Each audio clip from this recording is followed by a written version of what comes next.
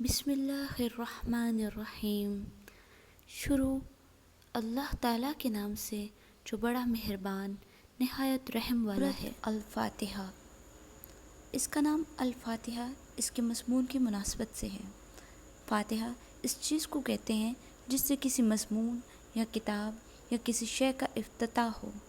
دوسرے الفاظ میں یوں سمجھیے کہ یہ نام دیباچہ اور آغاز کلام کا ہم معنی ہے۔ سورہ الفاتحہ حاشیہ نمبر 1۔ اسلام جو تہذیب انسان کو سکھاتا ہے، اس کے قواعد میں سے ایک قاعدہ یہ بھی ہے کہ وہ اپنے ہر کام کی ابتدا خدا کے نام سے کرے۔ اس قاعدے کی پابندی اگر شعور اور خلوص کے ساتھ کی جائے تو اس سے لازماً 3 فائدے حاصل ہوں گے۔ ایک یہ کہ آدمی بہت سے برے کاموں سے بچ جائے گا، کیونکہ خدا کا نام لینے کی عادت اسے ہر کام شروع کرتے وقت یہ سوچنے پر مجبور کر دے گی کہ کیا واقعی میں اس کام پر خدا کا نام لینے میں میں حق بجانب ہوں۔ الحمدللہ رب العالمین۔ سب تعریف اللہ تعالیٰ کے لیے ہے جو تمام جہانوں کا پالنے والا ہے۔ سورہ الفاتحہ حاشیہ نمبر 2۔ سورہ فاتحہ اصل میں تو ایک دعا ہے، لیکن دعا کی ابتدا اس ہستی کی تعریف سے کی جا رہی ہے جس سے ہم دعا مانگنا چاہتے ہیں۔ یہ گویا اس امر کی تعلیم ہے کہ دعا جب مانگو تو مہذب طریقہ سے مانگو۔ یہ کوئی تہذیب نہیں ہے کہ منہ کھولتے ہی جھٹ اپنا مطلب پیش کر دیا۔ تہذیب کا تقاضا یہ ہے کہ جس سے دعا کر رہے ہو پہلے اس کی خوبی کا، اس کے احسانات اور اس کے مرتبے کا اعتراف کرو۔ تعریف ہم جس کی بھی کرتے ہیں 2 وجہ سے کیا کرتے ہیں۔ ایک یہ کہ وہ بجائے خود حسن و خوبی اور کمال رکھتا ہو، قطع نظر اس سے کہ ہم پر اس کے ان فضائل کا کیا اثر ہے۔ دوسرا یہ کہ وہ ہمارا محسن ہو اور ہم اعتراف نعمت کے جذبے سے سرشار ہو کر اس کی خوبیاں بیان کریں۔ اللہ تعالیٰ کی تعریف ان دونوں حیثیتوں سے ہے۔ یہ ہماری قدر شناسی کا تقاضا بھی ہے اور احسان شناسی کا بھی کہ ہم اس کی تعریف میں رطب اللسان ہوں۔ اور بات صرف اتنی ہی نہیں کہ تعریف اللہ کے لیے ہے، بلکہ صحیح یہ ہے کہ تعریف اللہ ہی کے لیے ہے۔ یہ بات کہہ کر ایک بڑی حقیقت پر سے پردہ اٹھایا گیا، اور وہ حقیقت ایسی ہے جس کی پہلی ہی ضرب سے مخلوق پرستی کی جڑ کٹ جاتی ہے۔ دنیا میں جہاں جس چیز اور جس شکل میں بھی کوئی حسن، کوئی خوبی، کوئی کمال ہے، اس کا سرچشمہ اللہ ہی کی ذات ہے۔ کسی انسان، کسی فرشتے، کسی دیوتا، کسی سیارے، غرض کسی مخلوق کا کمال بھی ذاتی نہیں ہے، بلکہ اللہ کا عطیہ ہے۔ بس اگر کوئی اس کا مستحق ہے کہ ہم اس کے گرویدہ اور پرستار، احسان مند اور شکر گزار، نیاز مند اور خدمتگار بنیں تو وہ خالق کمال ہے، نہ کہ صاحب کمال۔ سورہ الفاتحہ حاشیہ نمبر 3۔ رب کا لفظ عربی زبان میں 3 معنوں میں بولا جاتا ہے۔ ایک مالک اور آقا، 2 مربی پرورش کرنے والا، خبرگیری اور نگہبانی کرنے والا، نمبر 3 فرما روا، حاکم، مدبر اور منتظم۔ اللہ تعالیٰ ان سب معنوں میں کائنات کا رب ہے۔ الرحمن الرحیم، بڑا مہربان نہایت رحم کرنے والا۔ انسان کا خاصہ ہے کہ جب کوئی چیز اس کی نگاہ میں بہت زیادہ ہوتی ہے تو وہ مبالغہ کے صیغوں میں اس کو بیان کرتا ہے، اور اگر ایک مبالغہ کا لفظ بول کر وہ محسوس کرتا ہے کہ اس شے کی فراوانی کا حق ادا نہیں ہوا تو پھر وہ اسی معنی کا ایک اور لفظ بولتا ہے تاکہ وہ کمی پوری ہو جائے جو اس کے نزدیک مبالغہ میں رہ گئی ہے۔ اللہ کی تعریف میں رحمان کا لفظ استعمال کرنے کے بعد پھر رحیم کا اضافہ کرنے میں بھی یہی نکتہ پوشیدہ ہے۔ رحمان عربی زبان میں بڑے مبالغہ کا صیغہ ہے، لیکن خدا کی رحمت اور مہربانی اپنی مخلوق پر اتنی زیادہ ہے، اس قدر وسیع ہے، ایسی بے حد و حساب ہے کہ اس کے بیان میں بڑے سے بڑا مبالغے کا لفظ بول کر بھی جی نہیں بھرتا، اس لیے کہ فروانی کا حق ادا کرنے کے لیے پھر رحیم کا لفظ مزید استعمال کیا گیا۔ اس کی مثال ایسی ہے جیسے ہم کسی شخص کی فیاضی کے بیان میں صحیح کا لفظ بول کر جب تشنگی محسوس کرتے ہیں تو اس پر داتا کا اضافہ کرتے ہیں۔ رنگ کی تعریف میں جب گورے کو کافی نہیں پاتے تو اس پر چٹے کا لفظ اور بڑھا دیتے ہیں۔ درازی قد کے ذکر میں جب لمبا کہنے سے تسلی نہیں ہوتی تو اس کے بعد تڑنگا بھی کہتے ہیں۔ مالکی یوم الدین، بدلے کے دن یعنی قیامت کا مالک ہے۔ سورۃ الفاتحہ حاشیہ نمبر 5، یعنی اس دن کا مالک جبکہ تمام اگلی پچھلی نسلوں کو جمع کر کے ان کے کارنامہ زندگی کا حساب لیا جائے گا۔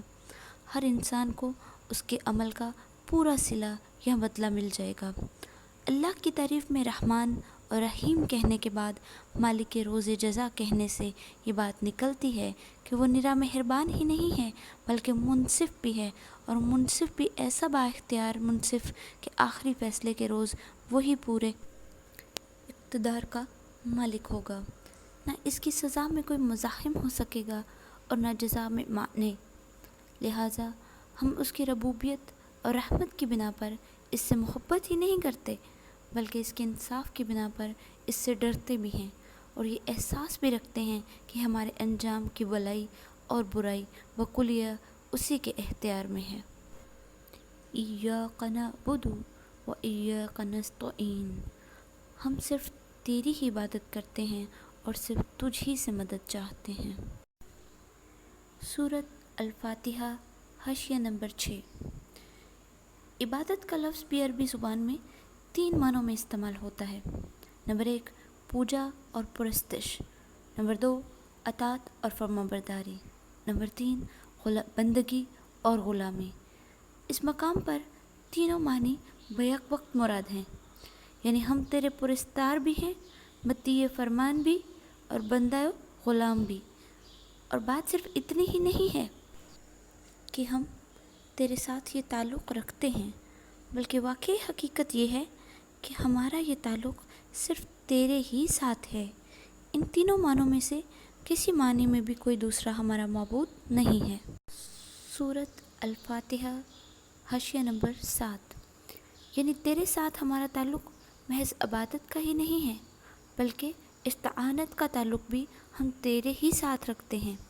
ہمیں معلوم ہے کہ ساری کائنات کا رب تو ہی ہے اور ساری طاقتیں تیرے ہی ہاتھ میں ہیں اور ساری نعمتوں کا تو ہی اکیلا مالک ہے۔ اس لیے ہم اپنی حاجتوں کی طلب میں تیری ہی طرف رجوع کرتے ہیں، تیرے ہی آگے ہمارا ہاتھ پھیلتا ہے اور تیری مدد پر ہمارا اعتماد ہے۔ اس بنا پر ہم اپنی درخواست لے کر تیری خدمت میں حاضر ہو رہے ہیں۔ اہدنا الصراط المستقیم، ہمیں سیدھی اور سچی راہ دکھا۔ سورۃ الفاتحہ حاشیہ نمبر 8،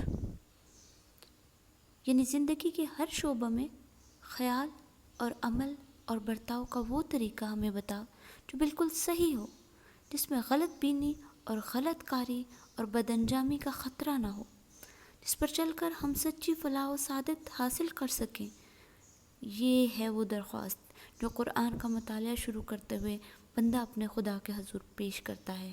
اس کی گزارش یہ ہے کہ آپ رہنمائی فرمائیں اور ہمیں بتائیں کہ قیاسی فلسفوں کی اس بھول بھلیاں میں حقیقت نفس الامری کیا ہے، اخلاق کے ان مختلف نظریات میں صحیح نظام اخلاق کون سا ہے، زندگی کی ان بے شمار پگ ڈنڈیوں کے درمیان فکر و عمل کی سیدھی اور صاف شاہراہ کون سی ہے۔ صراط الذین انعمت علیہم، ان لوگوں کی راہ جن پر تو نے انعام کیا۔ سورۃ الفاتحہ حاشیہ نمبر 9، یہ اس سیدھے راستے کی تعریف ہے جس کا علم ہم اللہ تعالیٰ سے مانگ رہے ہیں، یعنی وہ راستہ جس پر ہمیشہ سے تیرے منظور نظر لوگ چلتے رہے ہیں، وہ بے خطا راستہ کہ قدیم ترین زمانہ سے آج تک جو شخص اور جو گروہ بھی اس سے راستے پر چلا ہے وہ تیرے انعامات کا مستحق ہوا اور تیری نعمتوں سے مالا مال ہو کر رہا۔